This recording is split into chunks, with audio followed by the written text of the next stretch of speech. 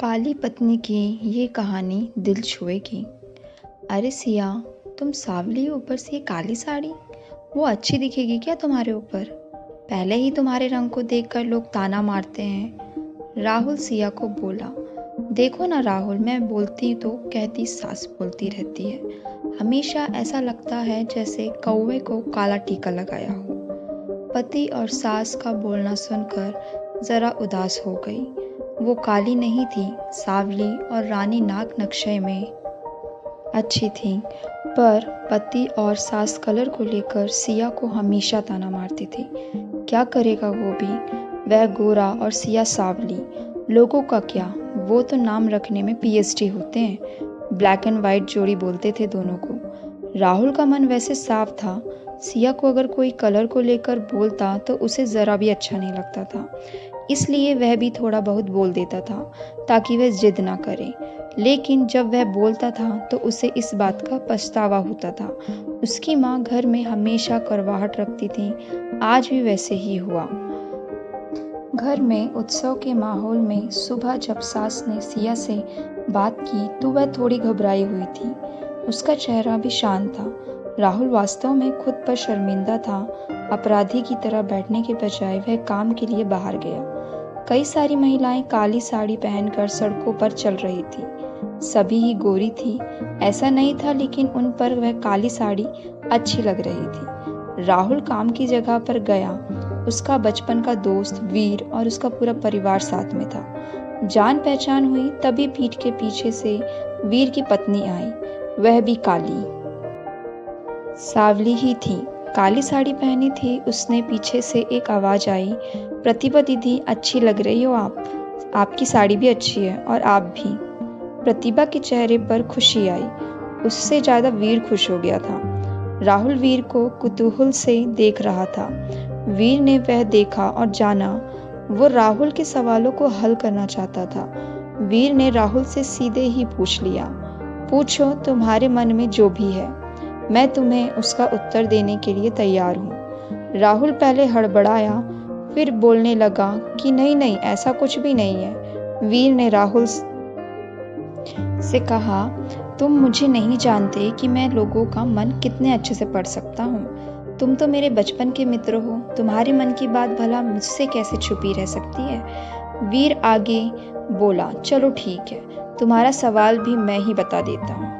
तुम यही सोच रहे हो ना कि मेरी पत्नी जो रंग से काली है और आज उसने काली साड़ी पहन रखी है, फिर भी वह और मैं इतना खुश कैसे। राहुल सब कुछ शांति से सुन रहा था और कुछ भी बोल नहीं पा रहा था। वीर बोला, काला रंग ऐसा रंग है जिसमें दुनिया का कोई भी रंग मिला दे वह कभी नहीं बदलता, यानी किसी और रंग की संगत में वह अपना अस्तित्व कभी नहीं छोड़ता।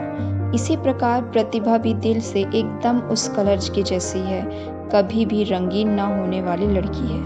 वह अपनी मर्जी से जिए, यही मुझे लगता है। मैं उसे खुश देखना चाहता हूँ। लोगों का क्या, वह तो बैठे ही हैं बुरा भला बोलने के लिए। गौरी औरत रही तो छिपकली बोलते हैं, काली होती है तो चूहा या कौवा बोलते हैं। क्या क्या नहीं बोलते लोग। ताना मारने वाले मारते रहें।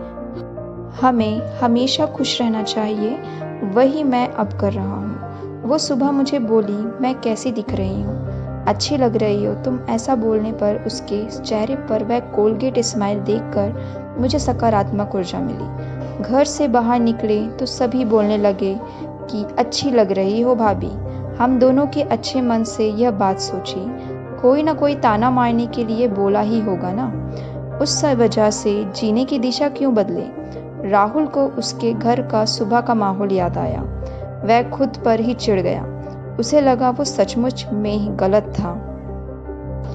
मैं ही सिया को दुख देता हूँ, उस वजह से सब उसे बोलते हैं। अब मुझे ही अपनी भूल सुधार कर उससे माफ़ी मांगनी होगी। उसने हंसते हुए वीर को अलविदा कहा। अपना काम निपटा कर वह एक साड़ी की दुकान पर गया।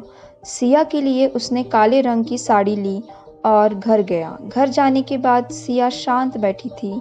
उसने सिया को आवाज़ दी और साड़ी उसके हाथों में दे दी। सिया को ज़रा अलग ही लगा। उसने प्रश्नार्थक नज़रों से राहुल की ओर देखा। उसने बॉक्स खोलकर देखा तो काले रंग की साड़ी। सिया, मैं लाया हूँ तुम्हारे लिए यह साड़ी। आज पहन के दिखाओ कैसी दिखती हो तुम। अच्छी नहीं लगी तो बदल देंगे साड़ी को। देखने तो दो कैसी दिखती हो तुम इस रंग में। सिया को ज़रा अच्छा लगा।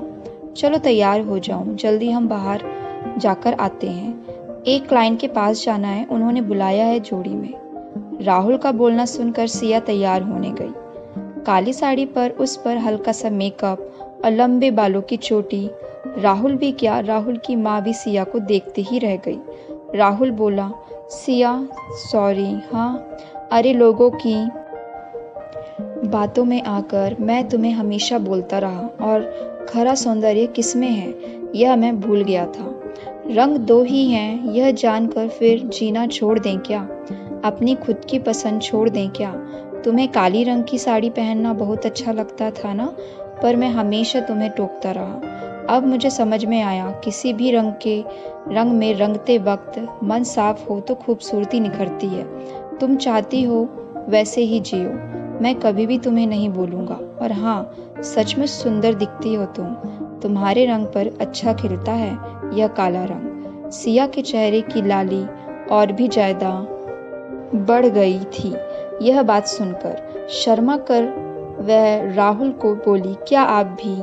राहुल ने सिया का मुस्कुराता हुआ चेहरा देखा और उसके बदले हुए विचारों से राहुल खुश हुआ। मन ही मन में राहुल ने वीर को धन्यवाद किया, क्योंकि यह परिवर्तन वीर के शब्दों द्वारा हुआ था। खूबसूरत दिखने के लिए खूबसूरत दिखना ज़रूरी नहीं है, बल्कि खूबसूरत सोच होना ज़रूरी है। इंसान का अगर मन सुंदर है तो इससे कोई फर्क नहीं पड़ता कि वह किस रंग का हो। दोस्तों, आपको इस कहानी से क्या शिक्षा मिली कमेंट करके बताइए। और अगर कहानी अच्छी लगी हो तो प्लीज़ लाइक करें, शेयर करें और सब्सक्राइब करें। Thank you.